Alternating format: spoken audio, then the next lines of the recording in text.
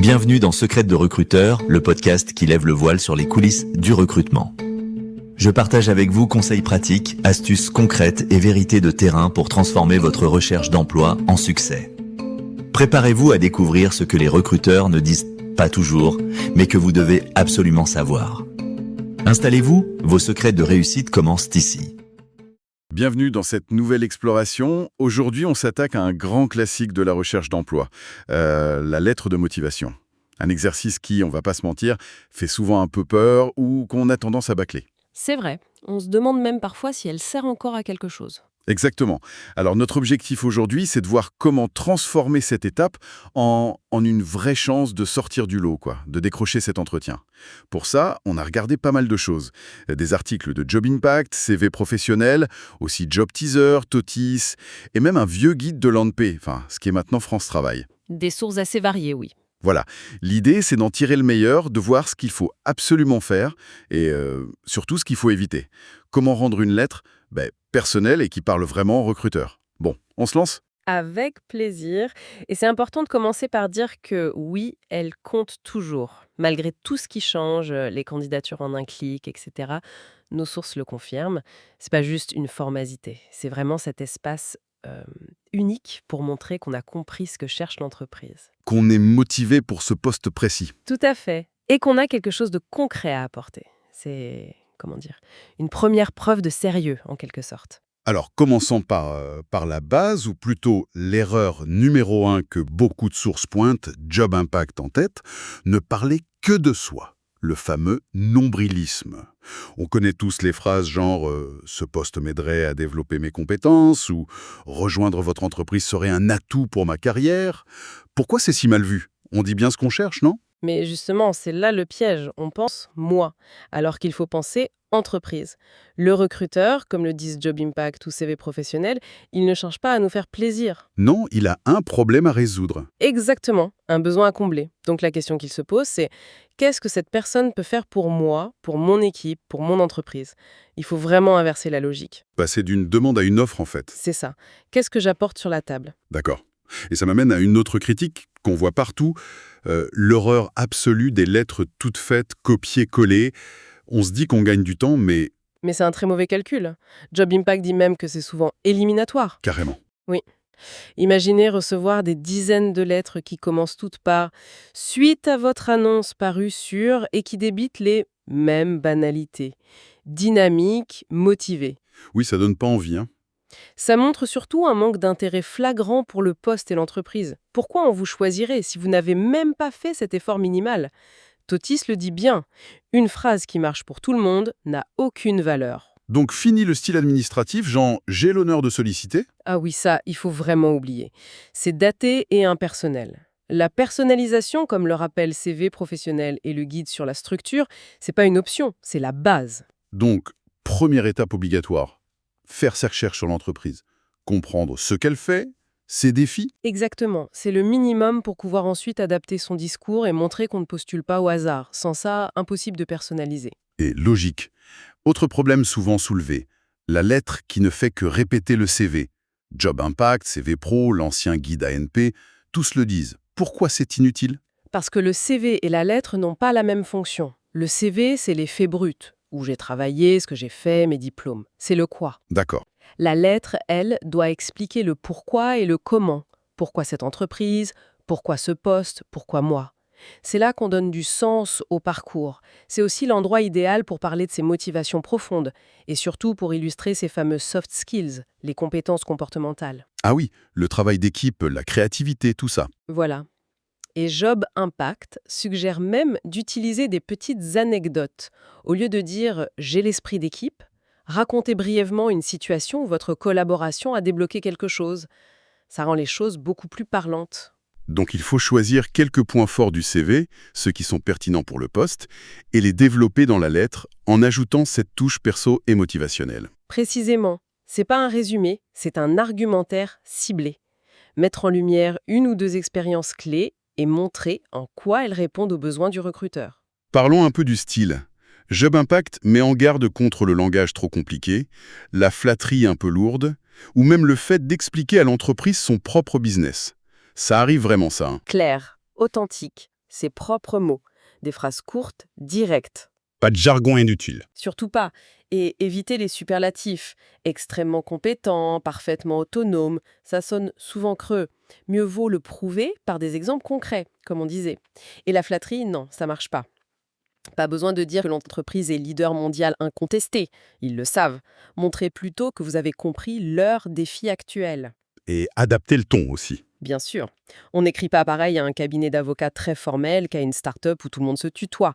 Regardez comment l'entreprise communique elle-même, ça donne de bons indices. Ok. Et la question qui tue, les fautes d'orthographe? Avec tous les correcteurs qu'on a, c'est toujours un problème, hein. Toutes nos sources disent oui en tout cas. Ah oui, absolument. C'est un point critique. Pour beaucoup de recruteurs, une lettre avec des fautes, c'est direct poubelle. Même une ou deux. Ça dépend du recruteur, mais ça donne une image de négligence, de manque de sérieux. Les correcteurs aident, c'est vrai, mais ils n'y voient pas tout. Les erreurs de grammaire, les mots mal utilisés. Donc le conseil, c'est Se relire et faire relire. par quelqu'un d'autre. C'est indispensable. Une lettre impeccable, c'est la base du respect pour le lecteur, non négociable. Message reçu. Zéro faute. Bon, on a vu les pièges. Maintenant, comment on construit une lettre qui marche? Job Teaser parle de la structure vous, moi, nous. C'est une bonne approche? Oui, c'est une structure très efficace parce qu'elle est logique et qu'elle force à rester centrée sur le recruteur, pas sur soi-même. On peut la détailler si vous voulez. Allons-y. Le vous d'abord. Le vous, c'est l'accroche, le début. Le but, c'est de montrer tout de suite qu'on sait à qui on parle et pourquoi. Prouver qu'on a fait ses recherches. On peut démarrer en parlant d'une actu de l'entreprise, d'un projet qu'elle a lancé, d'un défi du secteur qu'elle doit relever, ou même d'une valeur de l'entreprise qui nous touche. Faut que ça soit précis, quoi. Voilà, une accroche personnalisée qui capte l'intérêt. On oublie le « je vous écris pour postuler au poste de » qui endort tout le monde. Il faut montrer qu'on comprend leur contexte, leurs besoins, c'est ça le vous. D'accord. Montrer qu'on s'est renseigné et qu'on sait pourquoi on les contacte. Logique. Ensuite, le moi. Alors, le moi, c'est là qu'on se présente. Mais attention, toujours en lien avec le vous. C'est pas le moment de déballer tout son CV. Non, juste ce qui est pertinent. Exactement. Mettre en avant les compétences, les expériences qui répondent directement aux besoins identifiés dans la première partie. Et surtout, l'élément clé que toutes les sources martèlent, apporter des preuves concrètes. Des exemples, des chiffres. C'est ça, des réalisations précises, utiliser des chiffres si possible. J'ai augmenté les ventes de X%, j'ai réduit le temps de traitement de Y%. Ça rend les choses tangibles. On peut utiliser, même sans le dire, la méthode STAR. Situation, tâche, action, résultat.